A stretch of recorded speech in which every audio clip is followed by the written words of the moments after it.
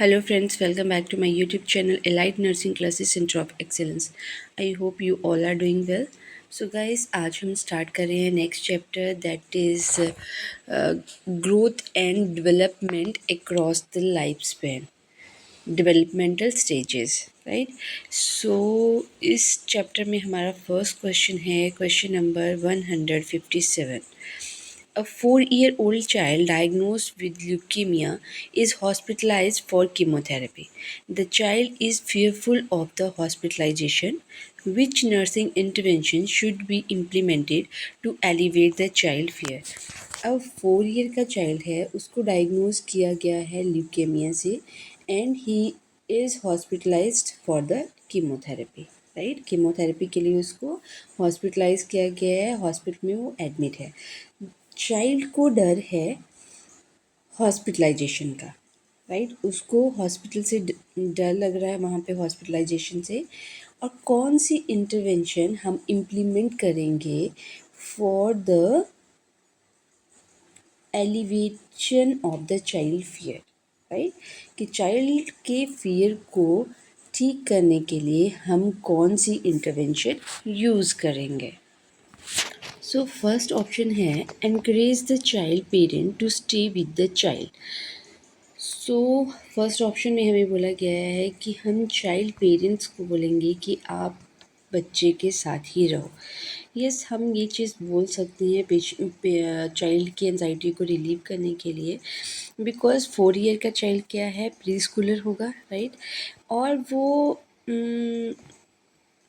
जो अपना टाइम है वो स्पेंड करता है पेरेंट्स से दूर, लाइक डे केयर सेंटर में या प्री स्कूलर या डे केयर सेंटर में चले गए, या तो फिर हम प्ले वे स्कूल्स में, राइट।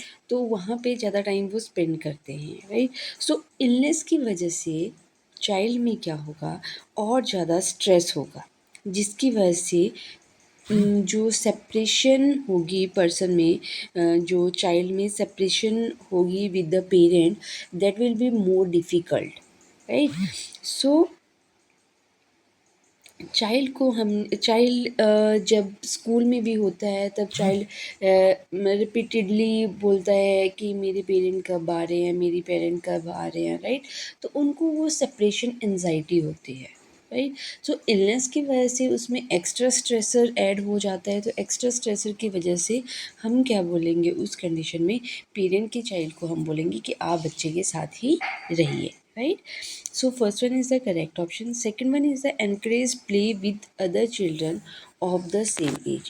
So हम अगर इस टाइम पे encourage करते हैं चाइल्ड को कि आप अपने सेम एज के बच्चों के साथ खेलो, तो इससे तो चाइल्ड की एंजाइटी इंक्रीज़ ही होगी। और साथ में ही इसमें क्या होगा कि बच्चे को कीमोथेरेपी यहाँ पे चल रही है and he will be more prone to the infection, right. So हम ये चीज़ तो नहीं बोलेंगे, right. And third one is advise the family to visit only during the schedule visiting hour. अगर family members schedule visiting hours में ही visit करेंगे तो इससे भी बच्चे की एनजाइटी इंक्रीज़ होगी, बिकॉज बच्चे के माइंड में यही रहेगा कि मेरे पेरेंट मेरे साथ नहीं हैं, बच्चे को सेपरेशन एनजाइटी होगी, right. So fourth one is the provide private room allowing the child to bring favourite toy from the home. So private room में अगर हम पर्सन को रखते हैं तो उससे भी बच्चे की जो एनजाइटी है वो और ज़्यादा इंक्रीज़ होगी जब वो किसी और के साथ इंटरेक्ट नहीं करेगा, right. So our correct option is option number 1. So next question is question number 158. A 16-year-old client is admitted to the hospital for acute appendicitis and an appendectomy is performed. Which nursing intervention is most appropriate to facilitate normal growth and development post-operatively? अब यहाँ पे 16-year-old child है, right. 16 year का हमारे पास client है, वो hospital में admit था फॉर द एक्यूट अपेंडिसाइटिस से, राइट। और जो क्लाइंट था उसकी अपेंडेक्टमी परफॉर्म हो चुकी है। सो कौन सी इंटरवेंशन मोस्ट अप्रोप्रिएट होगी बच्चे की नॉर्मल ग्रोथ एंड डेवलपमेंट के लिए after the surgery, after the appendectomy? So first option is encourage the child to rest and read. So first में हमें बोल रहे हैं कि उसकी ग्रोथ एंड डेवलपमेंट के लिए हमने encourage करना है चाइल्ड को कि वो रेस्ट करे और बुक्स पढ़े। बट लास्ट क्लास में हमने क्या पढ़ा था, लास्ट क्लास में हमने डिस्कस किया था साइको सोशल डेवलपमेंट में कि at the age of 16 child अपने पीयर ग्रुप के साथ ज़्यादा इंटरेक्ट करता है, उनके साथ ज़्यादा टाइम स्पेंड करना अच्छा लगता है बेबी को, चाइल्ड को, राइट।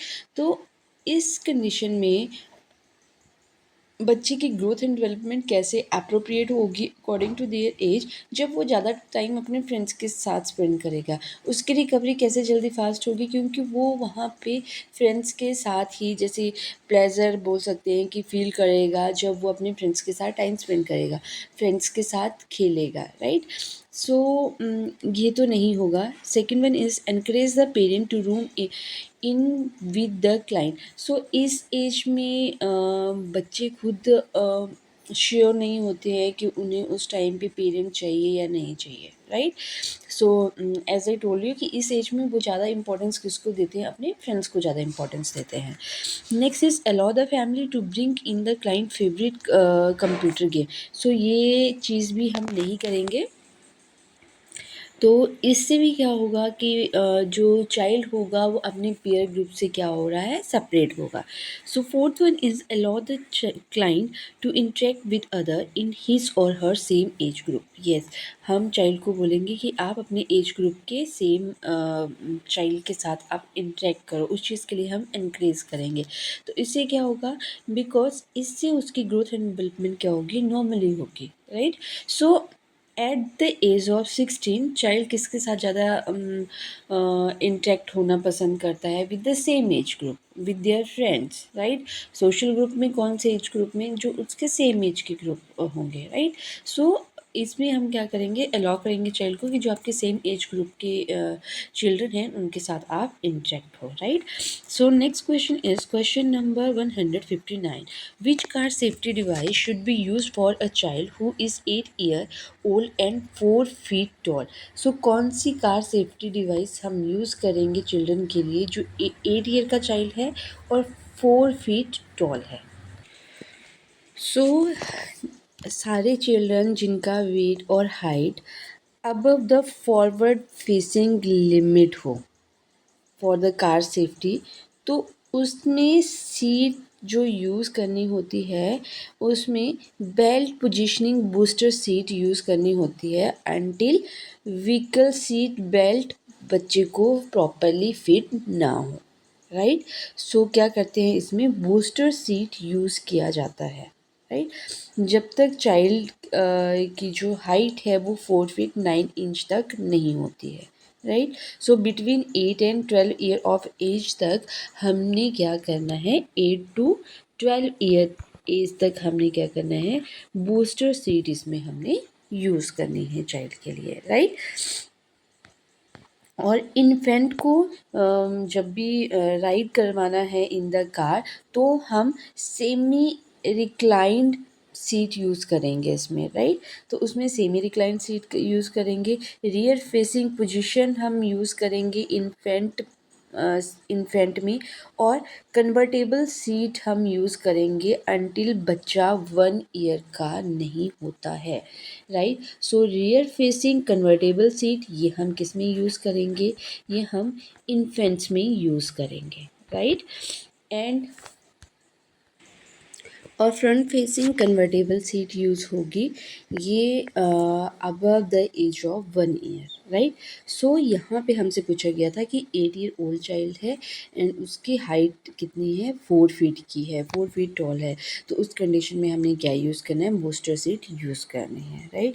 जब तक बच्चे की हाइट 4 फीट 9 इंच तक नहीं होती है, राइट, 4 फीट 9 इंच तक उसकी हाइट नहीं होती है, तब तक हम सीट बूस्टर सीट यूज़ करते हैं। तब तक हम मोस्टर सीट यूज़ करते हैं एंड आफ्टर दैट हम सीट बेल्ट यूज़ करते हैं, right.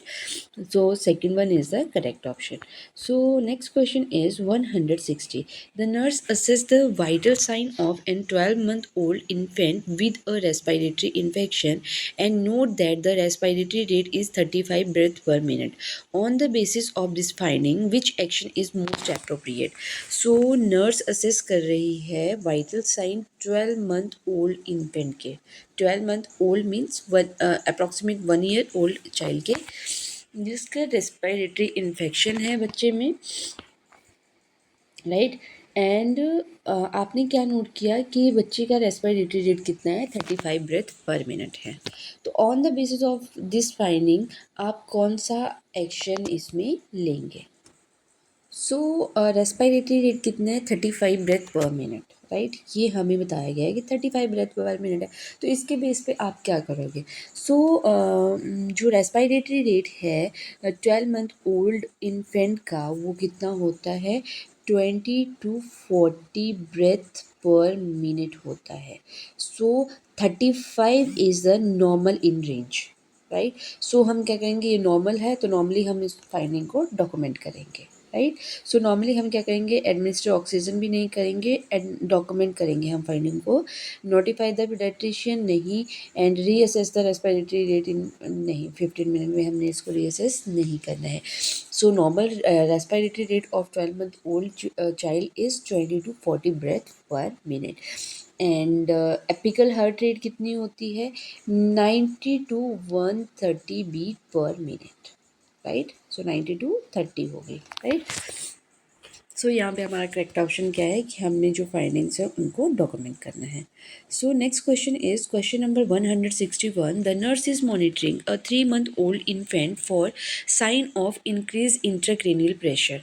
On palpitation of the fontanelle, the nurse note that the anterior fontanelle is soft and flat. On the basis of the finding, which nursing action is most appropriate? So nurse monitor कर रही है 3 month old infant को, जिसमें intracranial pressure क्या हुआ है, increase हुआ है, आईसीपी इंक्रीज़ हुआ है बच्चे में.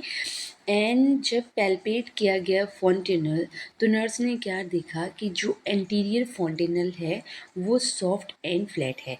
एंटीरियर फॉन्टेनल कैसा होता है, डायमंड इन शेप होता है, राइट. एंड कहाँ पे होता है, located on the top of the head, right. So anterior fontanelle कहाँ होता है, टॉप ऑफ द हेड होता है, राइट. सो ये आपको पता होगा. सो जो एंटीरियर फॉन्टेनल है वो सॉफ्ट होता है और फ्लैट होता है इन इन्फेंट्स में नॉर्मली, राइट. एंड ये नॉर्मली क्लोज होता है 12 to 18 मंथ में. 12 to 18 मंथ में it will be close, right. So 1.5 year तक ये क्लोज होता है. सो यहाँ पे हमसे क्वेश्चन में पूछा गया था कि आपने इसकी ये वाली फाइंडिंग्स आई है तो आप क्या करोगे. So this is the normal finding. So normally normal finding है तो हम क्या करेंगे, डॉक्यूमेंट करेंगे फाइंडिंग को. ओरल फ्लूइड इंक्रीज़ करने की इसमें कोई ज़रूरत नहीं है, पीडियाट्रिशियन को नोटिफाई इन्फॉर्म करने की ज़रूरत नहीं है, और बेड एलिवेट करने की ज़रूरत भी इसमें नहीं है, right. So next question is question number 162. The nurse is evaluating a developmental level of a 2-year-old. Which does the nurse expect to observe in the child? So nurse evaluate कर रही है developmental level. developmental level आप assess कर रहे हो किसका, 2-year-old child का. So कौन सी finding आप expect करोगे कि ये finding बच्चे में होगी और आप उसको observe करोगे, right. So first option is use of fork to eat. So fork बच्चा कब यूज़ करने लगता है, 3 to 4 ईयर्स में, राइट. 3 to 4 ईयर्स में यूज़ करता है, बट हमें यहाँ पे 2 ईयर्स के चाइल्ड के लिए बोला गया है, राइट. सो नेक्स्ट है use cup to drink. Yes, 2 year का बेबी कप यूज़ करता है for the drink but with the spilling, right. Spill भी करेगा और बट वो कप यूज़ करेगा. Pour own milk into a cup. So pour करना अपने कप में मिल्क कब स्टार्ट करेगा, by the end of the preschooler period, right. Preschooler के बाद बच्चा पोर करना स्टार्ट कर देता है milk into their cup, and use a knife for cutting the food. So knife use करना कब यूज़ करता है चाइल्ड? ये यूज़ करता है ये भी प्री स्कूलर के बाद ही ये यूज़ करता है, आफ्टर प्री स्कूलर, राइट? सो ये दोनों ऑप्शन आएंगे आफ्टर प्री स्कूलर, राइट? सो हमसे 2 इयर्स का पूछा गया है, सो 2 इयर्स का बेबी क्या करता है, अपना कप होल्ड करता है with some spilling, right? So next question is question number 163. A 2-year-old child is treated in the emergency department for a burn to the chest and abdomen. The child sustained the burn by grabbing a cup of hot coffee that was left on the kitchen counter. The nurse reviews safety principles with the parent before discharge, which statement by the parent indicate an understanding of measure to provide safety in the home. अब ये home safety की बात की गई है, that is most important for the toddler, right? So 2 year old child है, उसको emergency department में उसको ट्रीट कर रहे थे, राइट? उसको क्या हुआ था, बर्न हुआ था चाइल्ड को चेस्ट में और एब्डोमेन में। कैसे हुआ था? बिकॉज उसने हॉट कप ऑफ टी जब उसने ग्रैब किया तो उसका स्पिल हो गया on their chest and abdomen, उसकी वजह से क्या हो गया, बच्चे को बर्न हो गया। सो हमने यहाँ पे होम सेफ्टी के लिए पेरेंट को एजुकेट करना है। सो ऐसी कौन सी स्टेटमेंट पेरेंट देंगे जिससे हमें लगेगा कि पेरेंट ने अंडरस्टैंड कर लिया है होम सेफ्टी को, राइट? सो क्या है, टॉडलर में with their increase mobility, 2 years में एज यू नो दैट बच्चे की मोबिलिटी इंक्रीज हो जाती है and level of development of motor skill वो भी बच्चे का इंक्रीज होता है। तो वो हर एक चीज़ पे जो भी ऑब्जेक्ट होता है उसको एक्सप्लोर करता है, तो वो हर एक चीज़ पे पहुंच जाता है। जैसे हॉट वाटर हो गया, हॉट ऑब्जेक्ट हो गया जो उसके रीचिंग पॉइंट तक हो, राइट? स्टोव हो गया, राइट? जैसे हमने स्टोव ओपन रखा है, गैस हम ओपन रखते हैं, राइट? तो बच्चा वहाँ तक, बच्चे का जो लेवल होता है, आई लेवल होता है, वो वहाँ तक पहुँच जाता है। तो बच्चा उस चीज़ को एक्सप्लोर करने की वहाँ पे कोशिश करता है कि ये है क्या चीज़। तो वो उसको नहीं पता है कि हॉट कोल्ड का कॉन्सेप्ट, कि ये हॉट है कोल्ड है, मैं इसको टच करूँगा मैं बर्न हो जाऊँगा, राइट? सो हमने वो चीज़ ध्यान रखनी है, वो इंस्ट्रक्शन हमने पेरेंट को देनी है, राइट? सो नर्स ने एनकरेज करना है पेरेंट को कि आपने किचन में रहना है जब आप खाना बना रहे होंगे, और आपने यूज़ करने हैं बैक बर्नर, आपने यूज़ करने हैं, राइट? आपके जो फ्रंट बर्नर है वो आपने यूज़ नहीं करने हैं, बिकॉज वहाँ तक बच्चे का हाथ पहुँच सकता है, क्योंकि बच्चे का आई लेवल वहाँ तक पहुँच सकता है। तो अपने बैक वाले बर्नर यूज़ करने हैं, अपने फ्रंट बर्नर यूज़ नहीं करने हैं। और turn pot handle inward and toward the middle of the stove, right? आपने फ्रंट वाली साइड पे जो उसके जो हैंडल्स हैं वो आपने उस साइड को नहीं रखने हैं, सो दैट अगर आप उस साइड को रखेंगे बच्चा उसको वहाँ से पकड़ने की कोशिश करेगा और वो फिर से बच्चे के ऊपर गिर जाएंगे, राइट? तो उससे उसको बर्न होगा। तो आपने ऐसे उसको प्लेस नहीं करना है, आपने मिडल में रखने हैं या अपने दूसरे साइड को उसको करना है, राइट? एंड अगर हॉट लिक्विड है उसको आपने अनअटेंडेड नहीं रखना है और चाइल्ड की रीच में नहीं रखना है, और आपने सुपरवाइज करना है चाइल्ड को हमेशा, राइट? सो चलते हैं ऑप्शन की तरफ। First option is we will make sure not to leave hot liquid unattended, yes.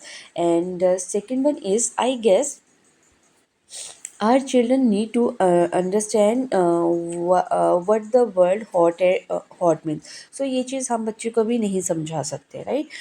We will be sure that the children stay in their room when we work in the kitchen. So हमने sure करना है कि children को हमने उसके room में रखना है। चिल्ड्रन को आप नहीं रख सकते, उसकी एक्टिविटीज़ को आप नहीं रोक सकते, राइट? बिकॉज इसमें 2 इयर्स में बच्चे की मोबिलिटी बहुत ज़्यादा इंक्रीज़ हो जाती है, उसमें बच्चा इंक्रीज़ करता है, हर एक चीज़ को एक्सप्लोर करता है।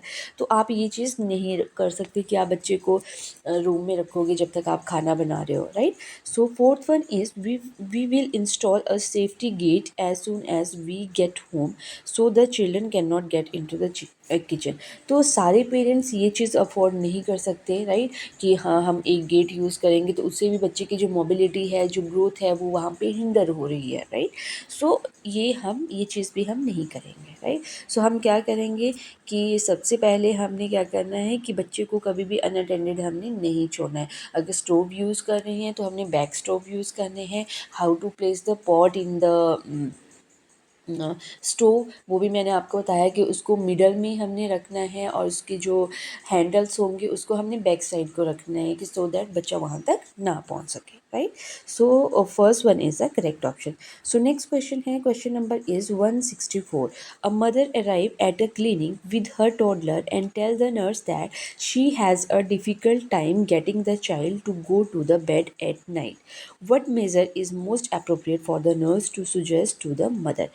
अब मदर अराइव हुई है क्लिनिक में अपने टॉडलर्स के साथ एंड वो नर्स को बोल रही है कि उसको डिफ़िकल्टी होती है बच्चे को सुलाने में at the night, right. So कौन सी मेज़र मोस्ट अप्रोप्रिएट है नर्स जो सुजेस्ट करेगी टू द मदर?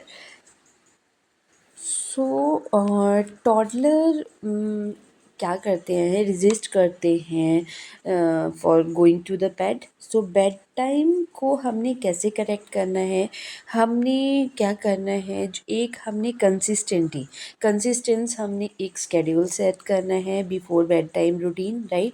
एंड हमने इंक्रीज करना है उस कंसिस्टेंसी को एंड हमने लिमिट्स अपनी जो भी होगी regarding the child bed time behaviour उस वो भी हमने कंसिस्टेंट रखनी है। ऐसा नहीं है कोई बात नहीं बच्चा है ये चीज़ कर रहा है तो करने दो, बट हमने जो लिमिट सेट की है वो हमने प्रॉपर रखनी है, राइट।